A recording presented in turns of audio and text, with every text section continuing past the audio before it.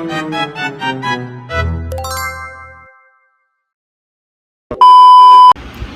guys! Welcome back to my YouTube channel! So for today's vlog, ang gagawin kong vlog ay nagawa ko na siya before, 5 years ago. Ito siya. Ayan, 15 facts about me. Pero ngayon, untian lang naman natin. Kasi ilan lang naman ang sasabihin ko sa inyo na about sa akin. Since nagbabago yung araw, yung buwan, yung taon, yan, lahat yan nagbabago. So, lahat din ang gusto ng tao is nagbabago. So, syempre, gusto ko lang i-share sa inyo kung ano yung mga bago sa akin. So, yun, meron ako ditong 10 facts about me. And, syempre, wala, gusto kong i-share sa inyo. Bakit ba? So, huwag na natin patagan ito. Mag-start na tayo.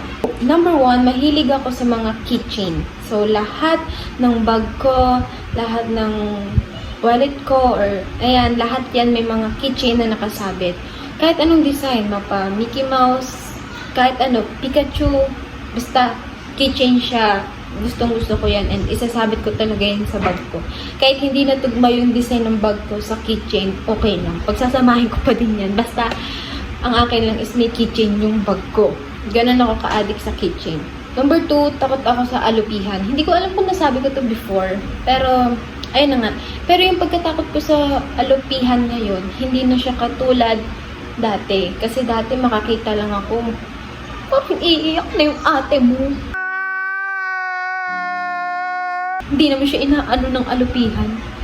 Pero ngayon, ano na lang, kung ba, makakita lang ako, maano lang yung balahibo ko, tumatayo. Pero, hindi na yung sobrang OA na katulad ng dati. Number 3, hindi ako pwede sa usok, sa mainit na lugar, o sa walang hangin na lugar. Actually, yung usok, normal naman na sa tao yung hindi sila pwede sa usok kasi nga mahirap huminga. Pero yung sa akin, bawal. Ayoko sa mainit na lugar talaga. Yung to the point na wala kang mafe-feel na hangin. Ganon. Kasi, parang sumisikip talaga yung dibdib ko. Nahihirapan ako huminga. Kumbaga, yung wala kang, nahihirapan ko huminga kasi wala kang makuhang hangin. Ganon. Kaya, hanggat maaari, gusto ko dala ko lagi yung cliff pan ko, ganyan. Para sana kahit walang hangin yung walang air, ganyan. May hangin ako sa cliff pan ko.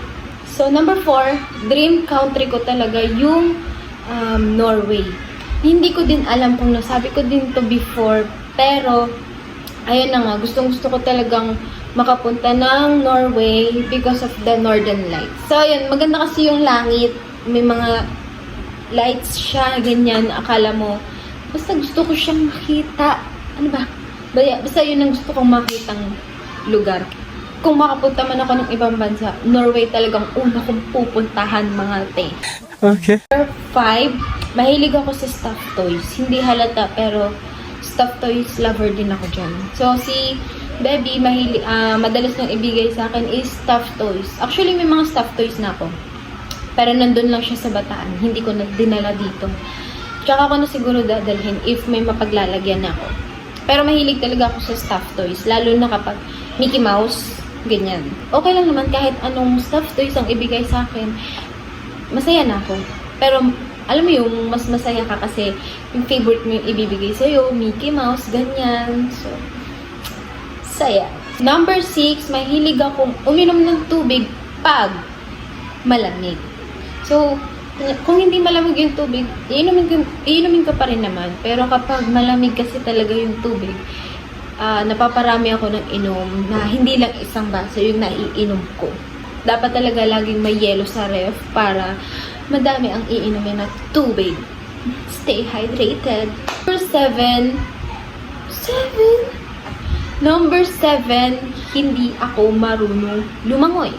So, kung gusto niyo akong lunurin, malulunod niyo talaga, magsasuccess kayo kasi hindi ako marunong lumangoy. Pero huwag niyong gagawin. Okay, huwag. So, yun, hindi talaga ako marunong lumangoy. Kahit na yung pamilya ko is mahilig mag-swimming, pero wala.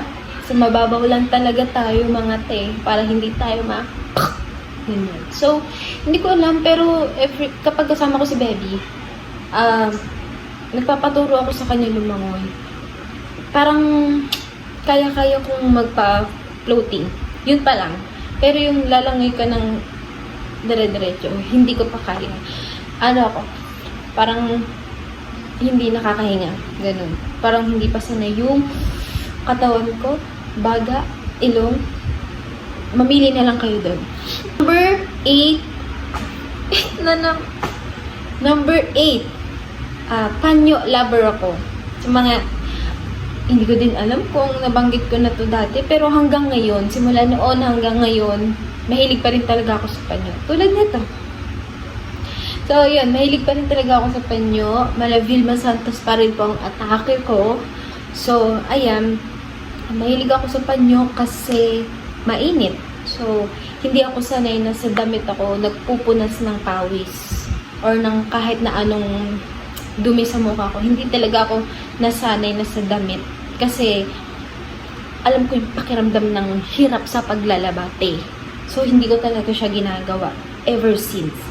So, lagi akong may dalang panyo kahit saan. Kahit bibili lang ako sa palengke, may dala na akong panyo. Kasi, mabilis ako mapagpawisan talaga. So, kailangan ko talaga ng panyo para hindi tayo magmukhang dugyot. Ayan, so, yan ang isa sa mga hindi mawawala sa akin, yung pagiging panyo girl ko. Kasi, sanayan ko na yun, kinalakihan ko na talaga yung pagpupunas sa panyo. Number 9. So, 9 na tayo mga te. Isa na lang. So, number 9, takot po ako sa injection. Hindi naman, hindi ko masasabing kung takot na takot. Kasi dati, hindi naman ako yung to the point na makakita lang ako ng injection nagwawala na ako, umiiyak. Hindi naman ako ganun.